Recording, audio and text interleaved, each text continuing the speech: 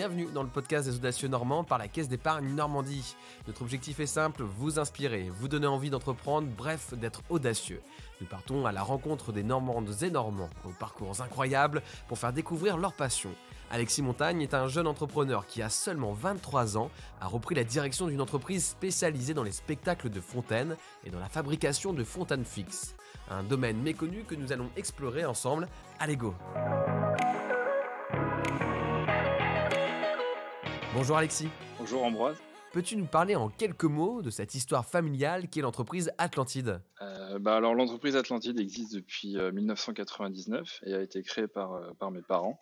Et depuis 2018, j'ai racheté l'entreprise et aujourd'hui c'est moi qui dirige. Alors à la base c'était leur idée de faire du jet d'eau.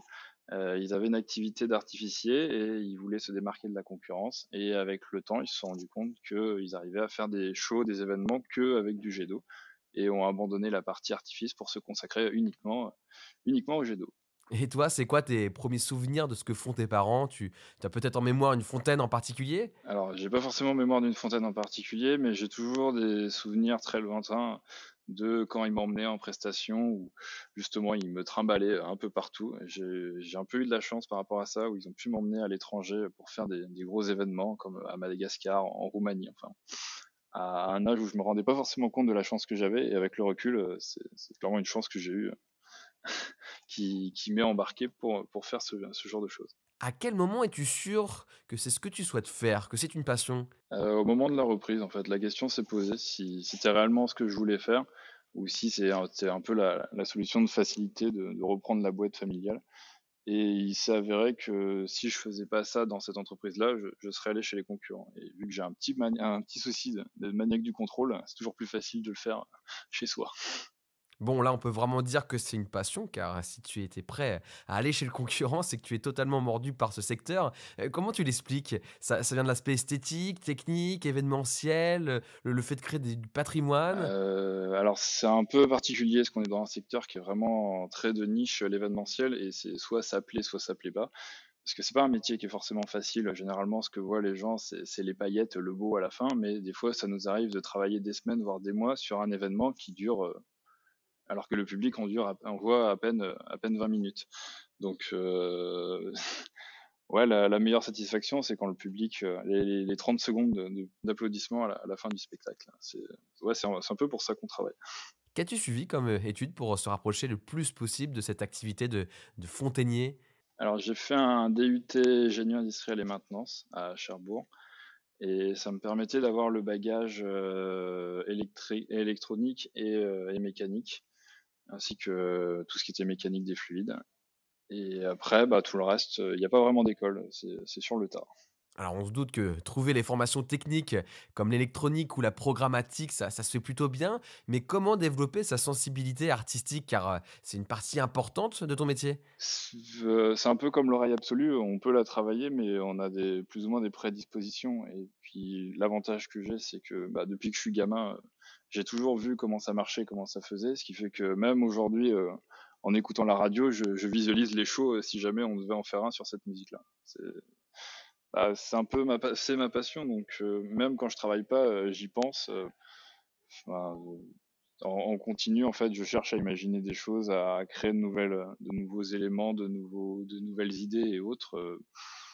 Même les week-ends et autres, où quand je me promène dans la rue, je vois des choses, ça me donne des idées pour des spectacles ou pour autres. Dès le début de tes études, tu sais que c'est l'entreprise de tes parents que tu reprendras? Pas du tout. Parce que, comme je vous ai dit, c'est vraiment au moment de la reprise où la question s'est réellement posée, savoir si c'est vraiment ce que je voulais faire.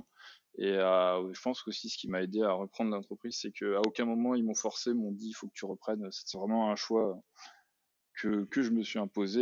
Et au contraire, ils étaient même plus là à dire fais pas ce métier, c'est un peu débile comme idée. Il y a des trucs qui sont beaucoup plus calmes, posés, où on fait pas forcément des horaires de nuit et autres. Si tu veux vraiment faire ça, c'est parce que t'en as envie, c'est pas parce que nous on te l'a forcé. Et je pense que c'est aussi ce qui m'a permis de rester dans ce milieu. Te serais-tu senti prêt à créer une entreprise en partant de zéro? Ah non, non, non. Moi, j'ai eu la chance que ce soit mes parents qui avaient l'entreprise et que j'ai juste eu à la reprendre. Mais à aucun moment j'aurais fait ce qu'ils ont fait eux à la base. je me suis vraiment arrivé, le truc existait et bah, moi je m'éclate et je l'améliore, je le rends un peu à mon image, et puis ça avance. Mais jamais moi tout seul dans mon coin, jamais je l'aurais créé. Clairement, c'est cette chance que j'ai eue, dès le départ. Bon, bah, et qu'est-ce qui te paraît inimaginable à reproduire et qu'ont dû faire tes parents? Bah, quand ils ont commencé, bah, les banques les ont pas suivis parce que si bonjour, vous allez voir une banque dire: «Bonjour, on va faire des jets d'eau», bah, le banquier va vous regarder, va faire: «C'est très bien, la porte elle est là-bas et bon courage». Et ils avaient eu la chance d'avoir un peu de sous de côté, suite à des licenciements économiques et un peu fêlés sur les bords et ils sont partis là-dedans. En tant que repreneur, est-ce que tu te sens muni d'une mission d'évolution, d'apporter ta touche, de faire évoluer l'entreprise? Ah bah, en fait, c'était aussi le but de la reprise, c'était justement de la faire évoluer et pour aller, pour innover, inventer de nouvelles choses et c'est un peu l'ADN de l'entreprise aussi, c'est de toujours inventer de nouvelles choses pour se différencier des concurrents, pour proposer quelque chose de différent, pour être plus rapide d'installation, enfin, pour que ce soit plus simple, que ce soit toujours plus beau, toujours innover en fait. C'est vraiment ce qui nous caractérise, c'est l'innovation, inventer de nouvelles choses que les autres font pas forcément pour justement se démarquer. C'est quoi ton quotidien 4 à 5 ans après cette reprise d'entreprise? De Le sommeil, c'est compliqué. Non, bah, généralement, bah, ça dépend des périodes, parce qu'on a des périodes où justement on est en prestation, donc on est tout le temps en déplacement et des périodes un peu plus calmes où, justement on est au bureau, on négocie les contrats avec les clients, on fait du phoning, du démarchage, de la relation clientèle. Donc ça dépend vraiment des périodes. Des fois, c'est très bureau, on arrive le matin, on repart le soir et des fois, bah, on charge les camions et puis on part pour la semaine et puis on revient exténué mais content de d'avoir fait ce qu'on a fait et puis ça recommence. Comment tu différencies une réalisation aboutie d'une installation, un peu décevante quand on parle de fontaine? Je pense notamment au travail de tes concurrents, peut-être que tu regardes avec un œil plus extérieur. C'est vrai que moi, si je regarde, tout cela, je serais très naïf, très néophyte, un vrai spectateur. Mais toi, en tant que professionnel, tu dois avoir des critères précis en te disant: «Bah, ça, c'est du bon travail» ou «OK, les gars, ils se sont pas foulés». On est dans le milieu de l'événementiel, ce qui fait que quoi qu'il arrive, au moment T, au moment où ça doit jouer, il faut que ça marche. Donc déjà la première chose, c'est que tout ce qui est installé, fonctionne correctement et si déjà c'est installé, que ça fonctionne correctement et que ça suit le rythme de la musique, c'est déjà, ouais, un bon 90-95 du travail qui est fait.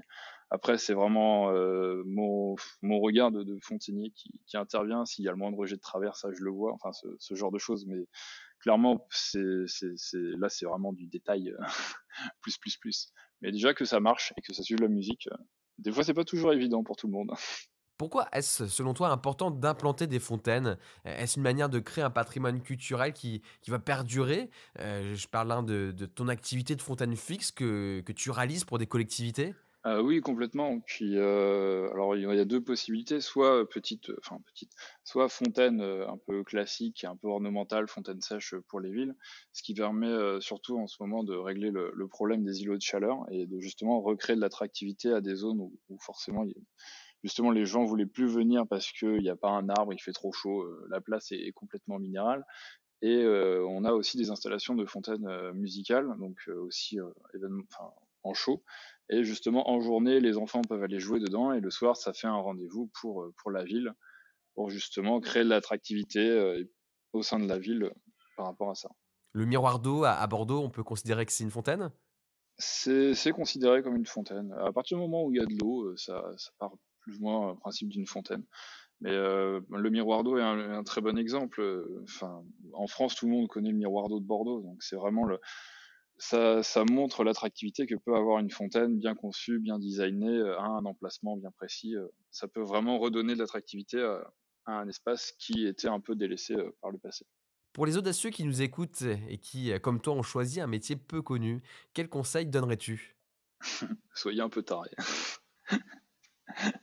Non, pas penser comme tout le monde et ouais, c'est surtout ça, moi, qui me fait avancer, qui me permet justement de différencier.